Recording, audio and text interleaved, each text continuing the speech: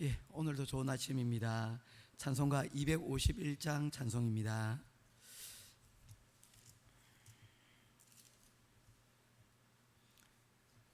찬송가 251장입니다.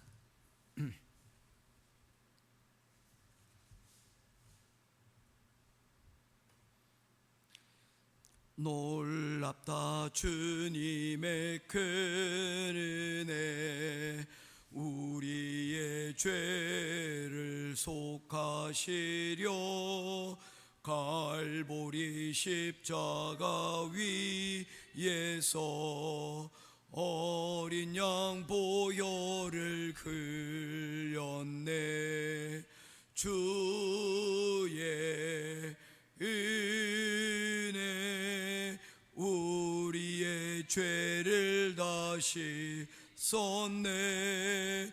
주의 은혜 우리의 죄를 다시 썼네. 죄악은 성난 파도같이 우리 영혼을 위협하나 헤아릴 수 없는 주 은혜 십자가에서 보이셨네. 주의 은혜 우리의 죄를 다시 썼네. 주의 은혜 우리의 죄를 다시 썼네. 죄악에 물든 영혼들을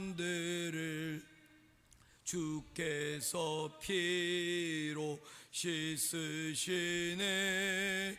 지금도 흐르는 그 피에 눈보다 더 희게 씻으라. 주의 은혜 우리의 죄를 다시 썼네. 주의 은혜 우리의 죄를 다시 썼네. 피할 수 없는 그 은혜를 믿는 자에게 거저 주네. 형제여 주 앞에 나와서 더 지체 말고 곧 받으라.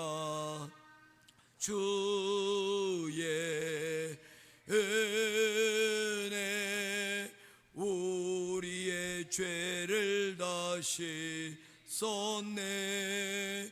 주의 은혜 우리의 죄를 다시 썼네. 아멘. 찾으실 하나님의 말씀은 창세기 제11장 말씀입니다.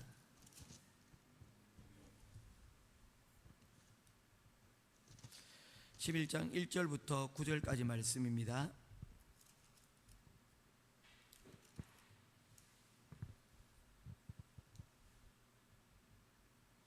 한 절씩 교독하며 보겠습니다. 온 땅의 언어가 하나요 말이 하나였더라. 이에 그들이 동방으로 옮기다가 시날 평지를 만나 거기 거류하며 서로 말하되 자 벽돌을 만들어 견고히 굽자 하고 이에 벽돌로 돌을 대신하며 역청으로 진흙을 대신하고 또 말하되 자 성읍과 탑을 건설하여 그 탑 꼭대기를 하늘에 닿게 하여 우리 이름을 내고 온 지면에 흩어짐을 면하자 하였더니 여호와께서 사람들이 건설하는 그 성읍과 탑을 보려고 내려오셨더라. 여호와께서 이르시되 이 무리가 한 족속이요 언어도 하나이므로 이같이 시작하였으니 이후로는 그 하고자 하는 일을 막을 수 없으리로다. 자, 우리가 내려가서 거기서 그들이 언어를 혼잡하게 하여 그들이 서로 알아듣지 못하게 하자 하시고, 여호와께서 거기서 그들을 온 지면에 흩으셨으므로 그들이 그 도시를 건설하기를 그쳤더라.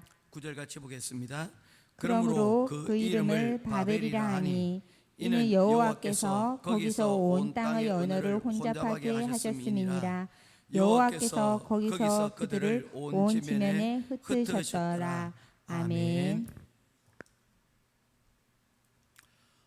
예전에 신학교 다닐 때 벌써 이제 한 25년이 훨씬 지났네요.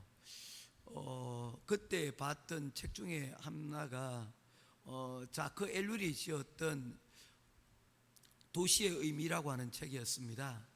교수님을 통해서 책을 소개받고 그 책을 읽었는데, 그 도시의 형성의 과정들이 어땠는가를 이야기를 하였습니다. 이 도시는, 최초에 세워진 도시는 에녹성이었습니다. 여러분 아시죠? 가인이 자신의 아들 에녹을 낳고 그 이름으로 성을 쌓은 에녹성이었습니다. 그 도시의 의미는 무엇이었습니까? 그가 사람들로부터 자신을 지키고자 하는 그런 마음이 있었습니다. 그가 그의 아우 아벨을 해쳤기 때문에 그 일로 인하여서 그가 보복을 받지 않을까라는 생각이 있었다는 겁니다. 그래서 그 자신을 위하여서 또 가족을 보호하기 위해서 울타리를 세웠는데, 그것이 최초의 성이자 그것이 최초의 도시였다는 것입니다. 그리고 두 번째로 나오는 도시의 모습이 바로 이 오늘 성경에서 나타나고 있는 바벨의 모습입니다. 그래서 우리는 흔히들 바벨을 얘기할 때 탑이라고만 그렇게 생각을 하고 있는데 실상은 그렇지가 않습니다. 9절 말씀에 보게 되면, 그러므로 그 이름을 바벨이라 하니 이는 여호와께서 거기서 온 땅의 언어를 혼잡하게 하였음이니라. 여호와께서 거기서 그들을 온 지면에 흩으셨더라 라고 말씀을 하고 있지 않습니까? 사람들이 그곳에, 꽤 많은 사람들이 그곳에 모여 있었습니다. 그들이 모여서 큰 탑을 짓는데, 그 탑을 지어지기 위해서는 많은 사람들이 아침 저녁으로 출퇴근을 해야 되지 않겠습니까? 그러기 위해서는 한 곳에 모여 사는 것이 필요하고, 그 모여 사는 그것을 위해서는 대량의 주거단지가 필요하게 되어집니다. 그것이 바로 도시의 시작이었다는 것입니다. 그래서 8절 말씀에 여호와께서 거기서 그들을 온 지면에 흩으셨으므로 그들이 그 도시를 건설하기를 거쳤더라. 도시를 건설하기를 거쳤더라 라고 말씀을 하고 있는 것입니다. 이런 것들을 생각해 보게 될 때 우리의 문명과 그리고 도시, 그리고 이것은 뗄래야 뗄 수가 없는 관계입니다. 오늘도 우리가 제가 16년 전에 이 안겔레스에 왔을 때 이 도시는 작은 그런 시골에 있는 그런, 우리가 필리핀을 다니다 보면 나오는 그런 시골 도시 중에 하나였습니다. 그런데 한 15, 16년간의 시간 가운데서 많은 변화들이 있었고 발전들이 있어 왔습니다. 그 변화 가운데 우리가 대만의 이 도시의 성장을 알 수 있는 것이 무엇입니까? 땅값이 너무 비싸게 많이 올란 거예요. 이제 이곳에 얼마만큼 더 거주할 수 있을지라고 생각할 정도로 너무나도 많은 발전들이 있어 왔습니다. 그 발전의 속도를 따라잡기가 쉽지가 않은 거예요. 이와 같은 변화들이 여러분 노아 홍수 이후에 생겨났다는 것입니다. 노아 홍수가 이루어졌을 때 그 이후에 모습은 어떠했습니까? 황무지였습니다. 아무것도 없었습니다. 그곳에서 무엇인가를 기대할 수 있는 것도 아무것도 없었는데, 어제 창세기 10장을 우리가 말씀을 전체를 다 보면서 그때 어떤 변화들이 있었습니까? 사람들이 그곳에서 자손들을 낳고 그곳에서 많은 사람들이 그곳에서 정착하고 생육하고 번성하고 땅에 충만하는 역사들이 일어났다라고 말씀을 드렸습니다. 그 자손들이 누구였습니까? 야벳과 함과 셈의 후손들이 그와 같이 많은 자손들을 땅에 퍼뜨렸다라고 말씀을 하고 있는 것입니다. 그래서 그 결과로 그곳 가운데 32절, 어제 우리가 읽었던 결론이었죠. 그 백성들의 족보에 따르면 노아 자손의 족속들이요 홍수 위에 이들에게서 그 땅의 백성들이 나뉘었더라. 그 백성들이 여러분 너무나도 많은 사람들이 있어서 각 곳을 다니며 그와 같이 사람들이 흩어지는 그런 일들이 일어나게 되었더라는 것입니다. 그런데 이곳에 하나의 자그마한 사건이 일어나는 것이 오늘 11장의 이야기입니다. 바벨탑이라고 불려지는 사건이 일어납니다. 그곳이 일어나는 지역을 시날이라고 하는 지역에서 그 모든 일들이 일어났다라고 말씀을 하고 있습니다. 이 시날에 대해서는 어제 우리가 살펴본 창세기 10장 10절에 그 시날이라는 이야기가 등장을 합니다. 그의 나라는 시날 땅의 바벨과 에렉과 아갓과 갈레에서 시작되었으며 라고 말씀을 하고 있죠.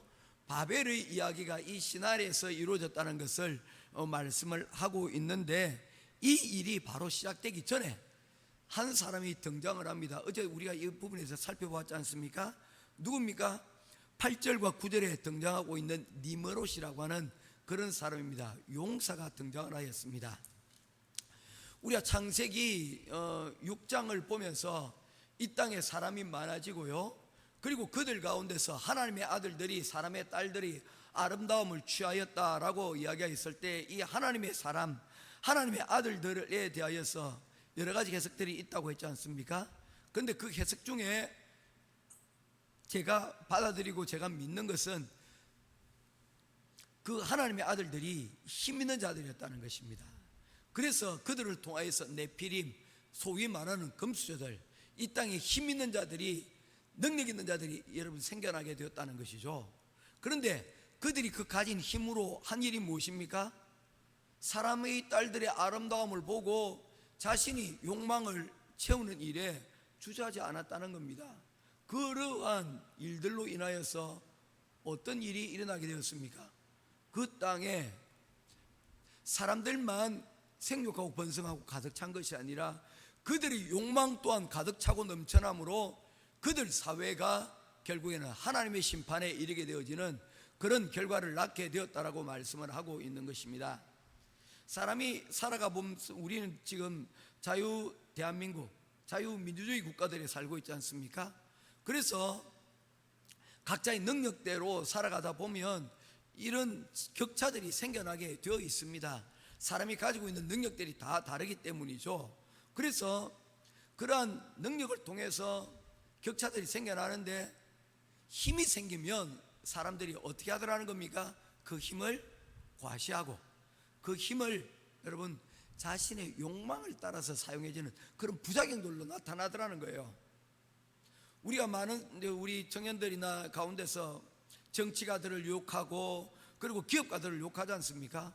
그들이 단지 돈이 많기 때문에, 아니면 권력을 가지고 있기 때문에 욕하는 것이 아니라 그들이 가지고 있는 그 권력의 부작용들이 여러분 나타났기 때문에 거기에 대해서 경계를 하고 있는 것이죠.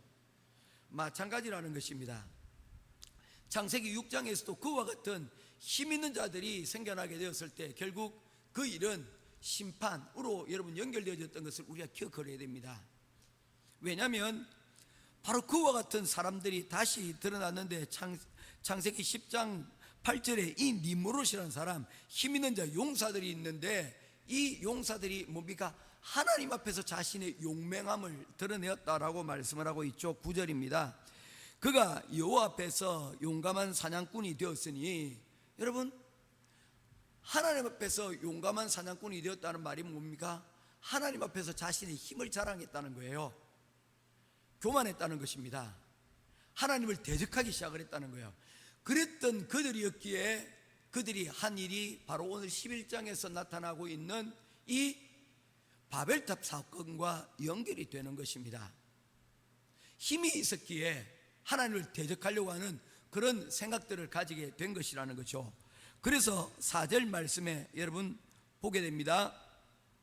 같이 읽도록 하겠습니다. 시작. 또 말하되 자 성읍과 탑을 건설하여 그 탑 꼭대기를 하늘에 닿게 하여 우리의 이름을 내고 온 지면에 흩어짐을 면하자 하였더니, 그들이 계획을 세웠는데 어떤 계획입니까? 우리 이름을 내고 하나님을 대적하자라고 얘기를 하는 거예요. 그 이름이 뭡니까? 님으로, 하나님 앞에서 용사로 불리는 자들이 그와 같은 일을 하였다는 것입니다. 그들이 힘을 주체하지 못하여 여러분 그와 같은 일들을 하게 되죠. 그런데 이전에 그들의 조상은, 네피림은 실패했습니다. 그들이 가지고 있는 힘을 자랑하다가 욕망대로 살다가 어떻게 됐습니까? 홍수 심판을 받게 되지 않았습니까? 그랬기에 이제 우리가 이 일을 하는데 실패하지 말아야 되겠다. 왜냐하면 다시 홍수가 일어나면 곤란하니까 이 홍수로부터 자신을 또한 지켜내는 일을 하기 위해서 그들이 가지고 있는 아이디어를 이렇게 실천에 옮기게 됩니다. 3절 말씀입니다. 같이 보도록 하겠습니다. 시작. 서로 말하되 자 벽돌을 만들어 견고히 굽자 하고 이에 벽돌로 돌을 대신하여 역청으로 진흙을 대신하고. 여러분 어떻습니까? 이전에도 고대 문명들을 보게 되어지면 높은 건물들, 건축물들을 기록한 그런 기록들이 있습니다. 가장 대표적인 것이 어떤 것입니까?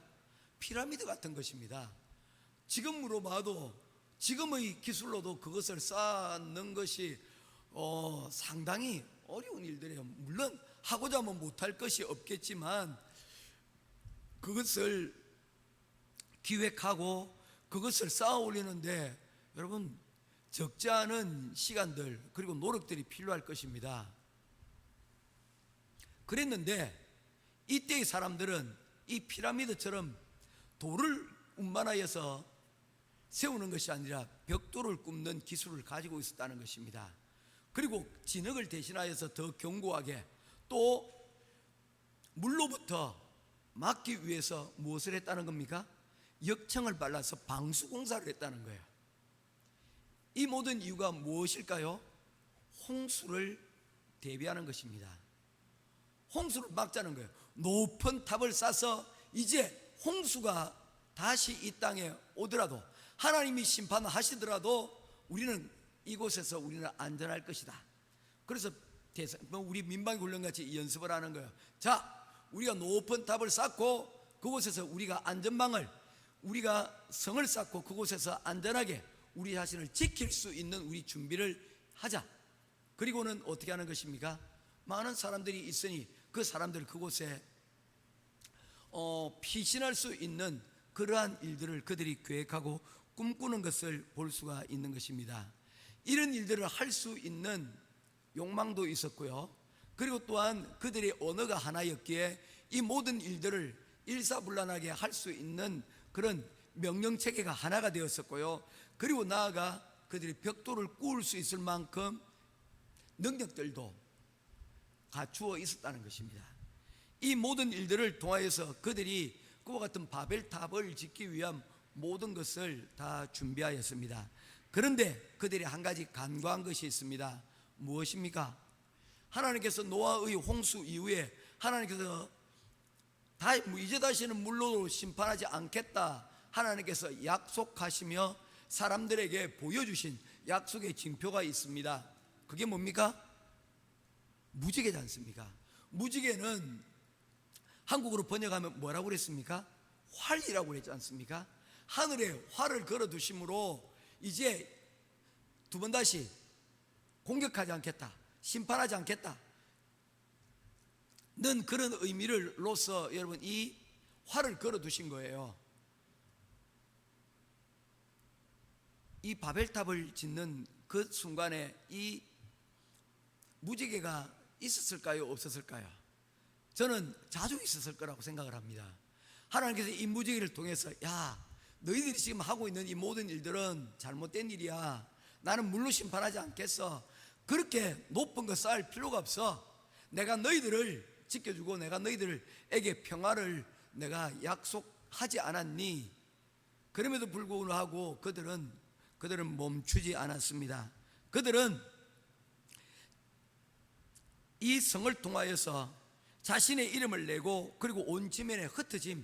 하나님께서는 생육하고 번성하고 땅에 충만하여 말하니까 온 땅으로 흩어지라고 말씀하셨는데, 흩어짐을 면하자. 우리 힘 똘똘 뭉쳐서 하나님을 대적하자. 그 일에 우리 모든 전력을 쏟아붓자 라고 지금 이야기를 하고 있는 거예요. 이럴 때에 하나님께서 나타나십니다. 6절 말씀입니다. 우리 같이 보도록 하겠습니다. 시작.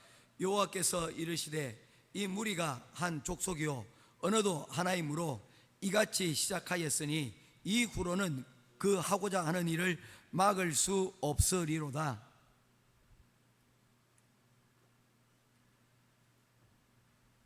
여러분, 하나님께서 그들이 하는 일을 막을 수 없다라고 생각을 하실까요?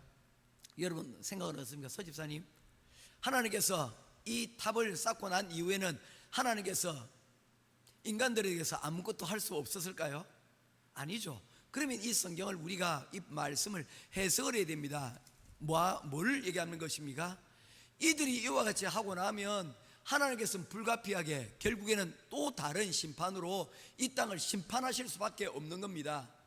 하나님께서는 그 일을 하시지 않고자 하시는 것이죠.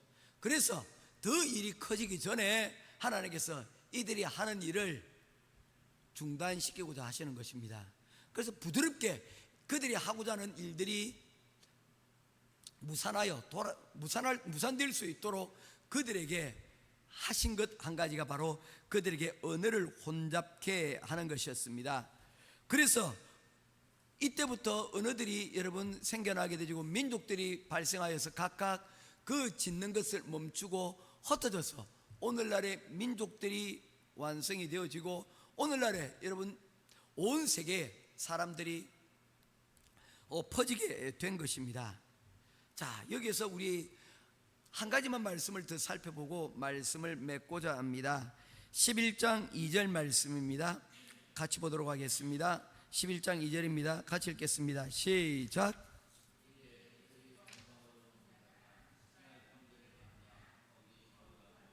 아멘. 그들이 동방으로 옮기다가 여러분 기준이 있습니다. 어디가 기준입니까? 동방입니다. 가인이 하나님께 범죄하고 난 다음에 옮겨간 것이 에덴의 동쪽입니다. 존 스타인백이라는 사람이 지었던 에덴의 동쪽이라는 책이 있지 않습니까? 혹시 보신 분들 있을지 모르겠네요. 그 책의 내용에 보면 형제끼리 싸움이 일어나고 그곳에서 여러분 분노한 형이 옮겨간 곳이 여러분 에덴의 동쪽입니다. 그걸 표시한 거예요. 이제 뭔가 사이가 좋지 못해서 이렇게 서로 나뉘어지게 됐다는 것이죠. 하나님의 뜻은 에덴에 있었는데 그 에덴으로부터 동쪽으로 옮겨갔더라. 점점 어떻게 합니까? 멀어지더라는 겁니다. 그래서 바벨탑을 쌓을 수밖에 없었고 그 바벨탑으로 인하여서 그들이 그곳에서 죄의 성을 짓고 그곳에서 하나님 없이 살고자 했지만 그러나 결국에는 그곳에서 다 흩어져 버렸다는 것입니다. 언어들이 나뉘어져 버렸다는 것입니다. 여러분 놀라운 것은요, 이렇게 옮겨져서 죄를 짓고 성을 쌓고 흩어짐을 면하자고 했던 그들이 이제 다시 하나가 되는 역사들이 성경에서 일어납니다. 언제입니까? 사도행전 2장 말씀에 보게 되어지면 예수님의 성천 이후에 마가다락방에서 그들이 기도하고 여러분 나가서 말씀을 전할 때에 그 듣던 사람들이 각자 자기의 방언대로 그 하는 이야기를 듣고 그리고 또한 회복되어졌다라고 이야기를 합니다. 하나님의 뜻을 배반하고 옮겨갔을 때는 그곳에서 하나님께서 그들의 언어를 혼잡게 하고 흩어버리셨지만 하나님께서 하나님 말씀에 순종하여 그들이 기도하고 성령으로 충만할 때 그들의 언어는 하나가 되어 사람들을 흩어졌던 사람들을 모으고 그곳에서 하나님의 일들을 세워가는 놀라운 역사들을 성경은 우리들에게 말씀을 하고 있는 것입니다. 오늘날 우리 가정 가운데 같은 언어가 있습니까? 우리 교회 가운데 같은 언어가 있습니까? 우리 나라 민족 가운데 같은 언어가 있습니까? 우리는 이전까지 한 민족을 자랑하였습니다. 우리 언어는 하나였습니다. 그런데 언어는 하나이지만 오늘 대한민국의 상황을 보게 되어지면 갈등과 분열이 점차적으로 더 커져가고 힘들어지는 상황들을 보게 되어집니다. 우리가 한강의 기적을 만들어내고 우리가 이와 같은 놀라운 성장을 거듭할 수 있었던 가장 큰 이유 중에 하나가 바로 그것이었지 않습니까? 하나됨이었지 않습니까? 그래도 하나됨이 있었지 않습니까? 그런데 이것이 각자의 다양한 목소리들이 커지면서 이 하나됨이 다양함들이 오히려 분열들을 일으켜가고 있는 거예요. 저는 다양함을 좋아합니다. 다양함이 있어야 되죠. 각자의 목소리들이, 생각들이 여러분 있어야 되지 않겠습니까? 오늘날의 시대는 가장 중요한 것이 창의력의 시대이기 때문에 생각이 다른 것을 여러분 무시하면 안 됩니다. 서로 생각이 다른 것들을 존중해주고, 우리가 다수라고 해서 다수만 여러분 의견을 주장하고 소수의 의견들을 무시하면 안 됩니다. 그 소수의 의견들 중에는 어쩌면 정말로 미래를 새롭게 하는데 중요한 지혜들이 담겨져 있을 수도 있기 때문입니다. 그래서 조화와 균형들을 만들어가는 것 또한 굉장히 중요한 일이라고 말씀을 드렸습니다. 그런데 서로의 이 다양함이 분열의 양상이 되어지고 나면 그곳으로부터는 남는 것이 아무것도 없습니다. 우리가 얘기할 때 분열을 얘기하는 한 단어가 있지 않습니까? 집안들 중에서도 완전히 망가져버린 집안을 가리켜서 우리 권사님 뭐라고 하는지 아시죠? 이 집안은 무슨 집안이다? 콩가루 집안이다. 예, 배지밀 가족이라고 그러죠. 예, 분열이 되어버리고 마는 것입니다. 이 가루들을 여러분 먹게 되면 어떻게 습니까? 미숫가루 이런 거 먹게 되면 목에 컥컥 걸려요.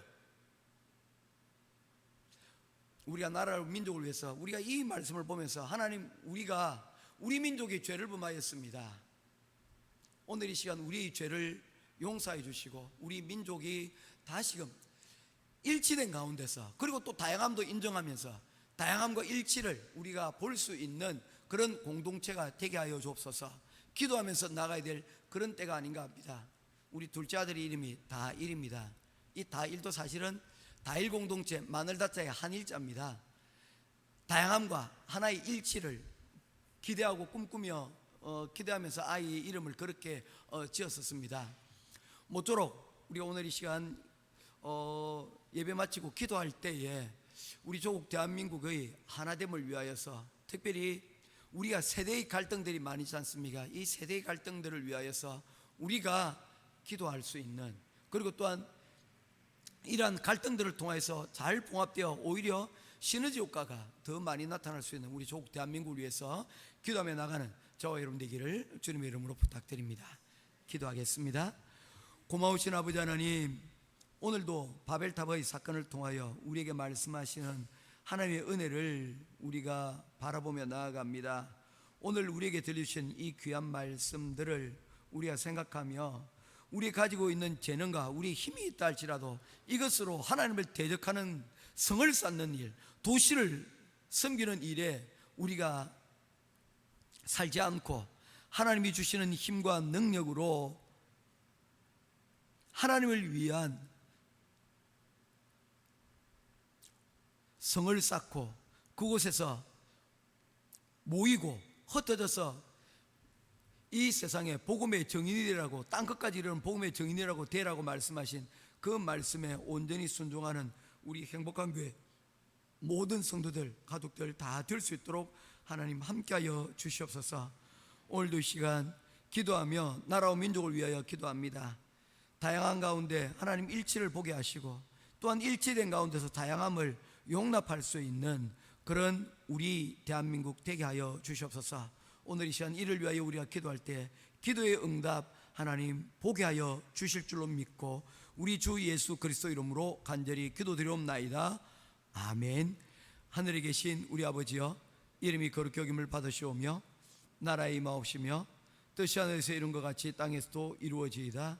오늘날 우리에게 일용할 양식을 주옵시고 우리가 우리에게 죄의 지은 자를 사하여 준 것 같이 우리 죄를 사하여 주옵시고 우리를 시험에 들게 하지 마옵시고 다만 악에서 구하옵소서. 대개 나라와 권세와 영광이 아버지께 영원히 있사옵나이다. 아멘.